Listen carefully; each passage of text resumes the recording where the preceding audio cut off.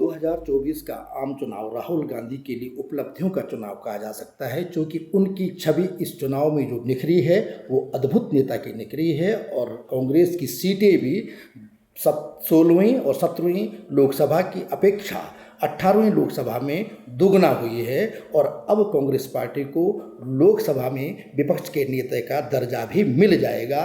पिछले 2 चुनाव में वो विपक्ष के नेता की पदवी से महरूम रहे थे, तो इस समय 24 में जो है ये राहुल गांधी का ही करिश्मा कहा जा सकता है। अब इस समय राहुल गांधी दुविधा में फंसे हुए हैं, क्योंकि उन्होंने इस बार जो है केरल के वायनाड और उत्तर प्रदेश के रायबरेली, जो गांधी परिवार की परंपरागत सीट है, वहाँ से चुनाव लड़ रहा था। उस चुनाव में दिक्कत ये हो गई है कि वो किस सीट को छोड़ेंगे, केरल को छोड़े या उत्तर प्रदेश को छोड़ें।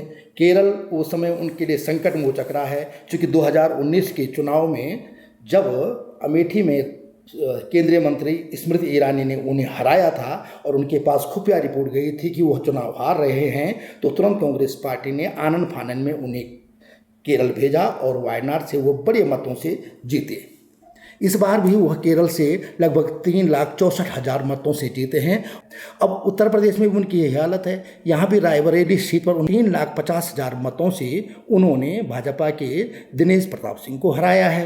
यानी दोनों सीटों पर जो हैं उनको ज़बरदस्त जनता का प्यार मिला है। इसलिए वो दुविधा में हैं कि किस सीट को वह छोड़ें और किस सीट का लोकसभा में वह प्रतिनिधित्व करें। खुद राहुल गांधी ने अपनी दुविधा व्यक्त करते हुए कहा, Now I have a dilemma in front of me. The question is, will I be member of parliament of Wayanad or will I be member of parliament of Raebareli? Rahul Gandhi की यह दुविधा स्वाभाविक है, क्योंकि चुनाव जीतने के बाद जब वह वायनाड गए तो वह उनका भव्य स्वागत किया। लोग सड़कों पर उतर आए और लोगों ने उन्हें पोस्टर दिखा करके, बैनर दिखा करके, नारे लगा करके उनसे आग्रह किया कि वे वायनाड को न छोड़ें। वायनाड की तरह ही वह रायबरेली भी गए और वहाँ के लोगों का आभार जताया कि उन्होंने उन्हें इस चुनाव में जीत दिलाई। उन्होंने अमेठी के लोगों का भी आभार जताया कि उन्होंने कांग्रेस प्रत्याशी को विजयी बनाया। रायबरेली अमेठी की जनता ने और सब नेताओं ने मिलकर कांग्रेस पार्टी की जीत करवाई। जितनी श्रद्धा, जितनी निष्ठा आपने हमें दिखाई है, उससे दुगनी श्रद्धा, उससे दुगनी निष्ठा के साथ हम सब आपके लिए काम करेंगे अगले 5 सालों के लिए और हमेशा के लिए। वायनाड को लेकर के गांधी परिवार की यह भावुकता स्वाभाविक है, क्योंकि 1957 में जब से यह सीट अस्तित्व में आई है तब से 3 बार छोड़ करके बाकी समय गांधी परिवार के पास ही रही है। 1957 का चुनाव यहाँ से फिरोज गांधी जीते थे और 1960 में उनका निधन हो गया था। फिर उसके बाद 1967, 1971, 1980 में इंदिरा गांधी यहाँ से चुनाव जीती। साल 1984 में गांधी परिवार के करीबी अरुण नेहरू ने यहाँ से चुनाव जीता।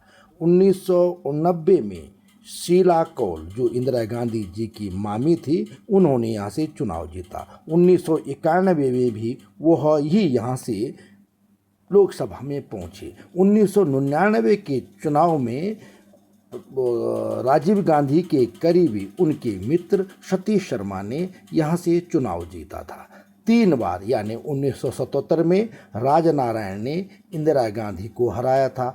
फिर 1996 और 1998 में यह सीट भाजपा के पास गई। 2004 से वहाँ सोनिया गांधी लगातार चुनाव जीत रही थी, लेकिन 2024 के चुनाव में उन्होंने यह कहते हुए इनकार कर दिया कि उनका स्वास्थ्य उनका साथ नहीं दे रहा है, इसलिए वो राज्यसभा चली गई थी। तो उन्होंने रायबरेली जाकर के वहाँ के लोगों से आग्रह किया कि वो अपने पुत्र को रायबरेली के लोगों के पास छोड़ रही हैं, उन्हें जो प्यार उनको मिला है वो उनके पुत्र को देना है। तो एक तरह से इमोशनल टच उनका रायबरेली से है, गांधी परिवार का, और केरल से भी इमोशनल टच जो है राहुल गांधी की वजह से हो गया है, क्योंकि राहुल गांधी ऐसे संकट में केरल के वायनाड ने उन्हें उभारा है।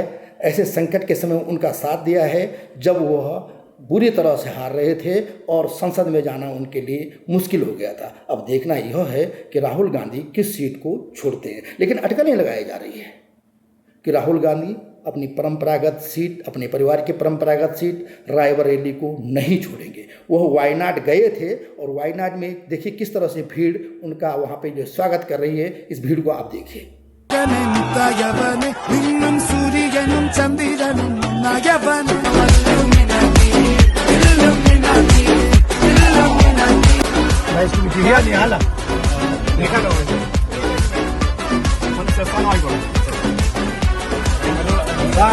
वायनाड के लोगों का प्रेम देख करके वो भाव विभोर हैं और वहाँ पे पोस्टर लगाए जा रहे हैं कि राहुल गांधी तुम वायनाड को मत छोड़ो। अब देखना है कि राहुल गांधी वायनाड छोड़ते हैं या रायबरेली छोड़ते हैं। इस बारे में उन्हें निर्णय भी बहुत जल्दी लेना है, क्योंकि आने वाले समय में 3 जुलाई से जो है पार्लियामेंट हो रही है। 26 जुलाई या वो 26 जून या उससे पहले जो है संसद में सदस्यों को शपथ लेनी है और अब राहुल गांधी को भी शपथ लेनी है। अब देखना यह है कि वो किस सीट से चुनाव लड़ते हैं।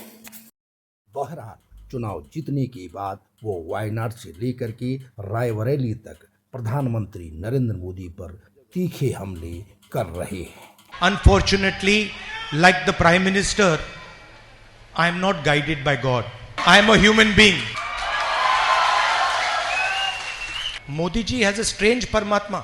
His Paramatma makes him take all the decisions in favor of Adani and Ambani.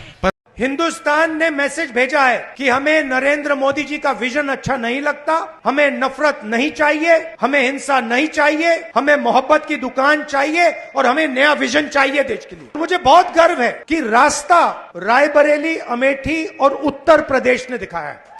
संवाद सूत्र को लाइक और सब्सक्राइब करने का आग्रह।